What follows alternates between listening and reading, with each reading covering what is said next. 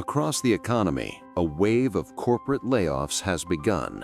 If you imagine a chart showing layoffs by month, the line would rise sharply in recent periods, climbing like a steep mountain slope. This is because some of the world's biggest Expected.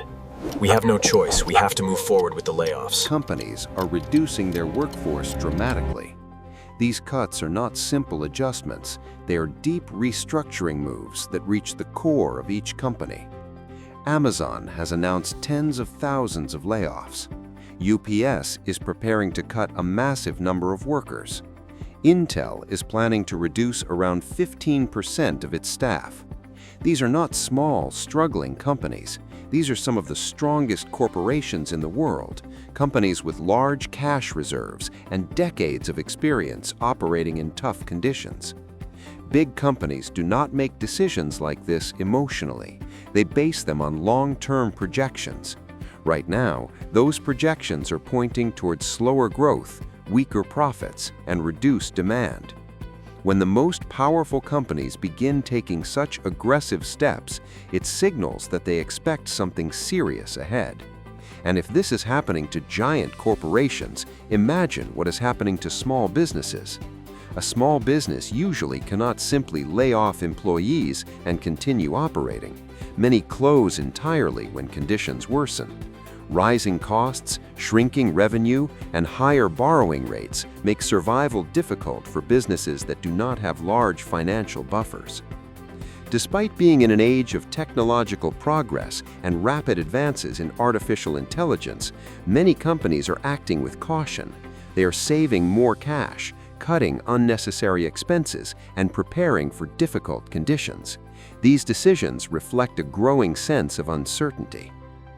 The second sign is one of the strongest predictors of recessions in U.S. history, the inversion of the yield curve. Under normal conditions, short-term bonds pay lower interest and long-term bonds pay higher interest. This makes sense because investors want a reward for locking up their money for many years. If you picture this on a graph, the curve usually slopes upward. But when investors become uncertain about the future, the curve can flip. Long-term bonds begin paying lower interest than short-term bonds because investors rush to lock their money into safer, long-term assets. The result is a downward-sloping curve, a sign that has appeared before every major U.S. recession in recent decades. Right now, the difference between short-term and long-term government bonds is close to zero. The curve is almost flat and on the edge of full inversion. In the early 2000s, the yield curve inverted before the dot-com crash. In 2008, it inverted again before the global financial crisis. History shows that when this pattern appears, it usually signals a downturn. Since 2008, the U.S. economy has avoided several potential recessions only because the Federal Reserve stepped in with heavy support. They lowered interest rates to near zero, created stimulus programs, and injected massive amounts of money into the financial system. If you imagined a graph of Federal Reserve interventions, you would see huge spikes after 2008 and another enormous spike in 2020 during the pandemic. These interventions prevented several recessions, but they also built pressure in the system. Instead of allowing small recessions to happen naturally, the economy absorbed them, creating a kind of long-term buildup. Now, many experts believe that this pressure is starting to reveal cracks. The third warning sign is the strange combination of rising unemployment and stubborn inflation. These two trends rarely rise together because recessions normally cause inflation to fall as spending decreases. Yet today, inflation is staying high and unemployment is slowly climbing. Imagine two lines on a simple graph. One line represents unemployment. It has been rising from below 3% to slightly above 3%, and it shows signs of continuing upward. The other line represents inflation. After falling earlier in the year, it has begun to rise again and may approach 4% in the coming months. This combination is dangerous because it creates a challenge for policymakers. If the Federal Reserve lowers interest rates to stimulate growth, inflation could rise even higher. But if it keeps rates high to fight inflation, unemployment might increase, harming businesses and workers. To make matters more complicated, some analysts worry that employment data is overstated. A recent jobs report overestimated job creation by almost 1 million positions. These kinds of revisions usually appear months later, meaning the real situation could already be worse than the official numbers suggest. It is possible that the economy is already in the early stages of a recession, but the data has not yet revealed the full picture. If this is true, then many graphs showing economic stability may actually be painting a more optimistic picture than reality. The fourth warning sign involves GDP, the measure of total economic output. At first glance, GDP appears to be rising, but a deeper look reveals something troubling. If you plot nominal GDP on a chart, the line rises and gives the impression of healthy growth. However, when you adjust for inflation, the real picture is very different. If the economy grows 3%, but inflation is at 4%, then real GDP is actually shrinking by 1%. In recent years, the main reason GDP appears positive is because of large amounts of government spending. The U.S. government spends around $7 trillion a year and borrows over $2 trillion annually to help support that spending.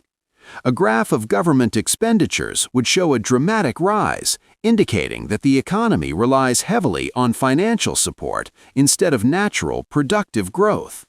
This level of spending is partly driven by global competition.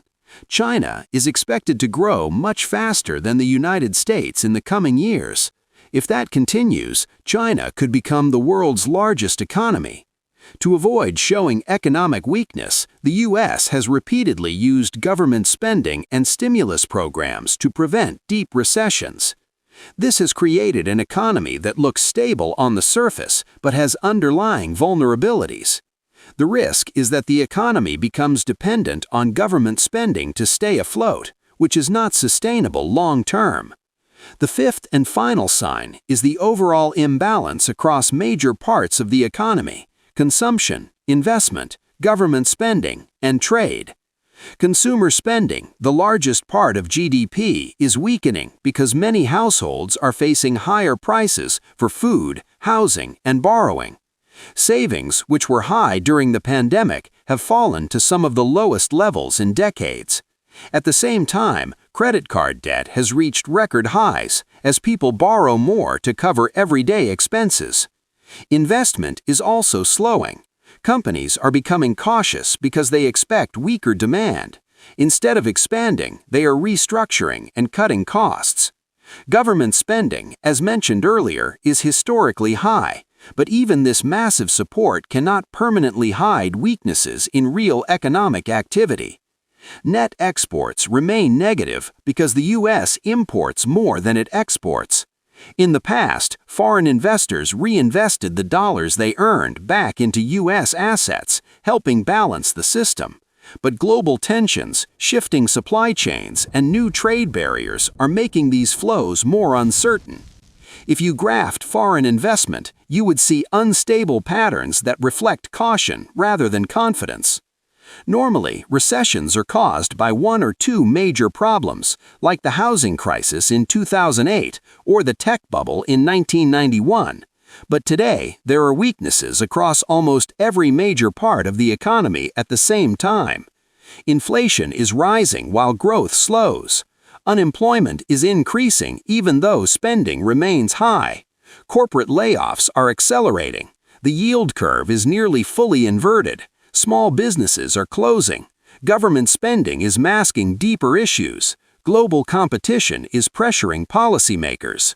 This combination could result in a recession that is deeper and more complex than what we have seen in recent decades. This does not mean the global economy will collapse, but it may create a difficult environment for many families. Prices may rise faster than wages, savings may lose value, job stability may decline, and the middle class may feel the pressure more than any other group. While recessions can be stressful, they are also natural parts of the economic cycle. The key is preparation. Here are simple but effective steps anyone can take. Build an emergency savings fund. Reduce debt wherever possible. Avoid unnecessary expenses. Stay informed and flexible. Look for opportunities when markets fall. Downturns often create opportunities for those who are patient and disciplined. After 2008, for example, people who invested in strong assets, especially real estate, saw significant gains in the following years. History often repeats itself. The signs we are seeing now are serious. They suggest a recession may be approaching, possibly one of the toughest in years. But with awareness, preparation, and careful decisions, it is possible to protect yourself and even find opportunities that others miss. If you want to learn how to build a YouTube channel like this one and earn online, I have created a free Telegram community. The link is below. Also, don't forget to like, subscribe, and share your thoughts in the comments. And remember, I am not a financial advisor. This video is for educational purposes only, and your results depend on your own choices and actions.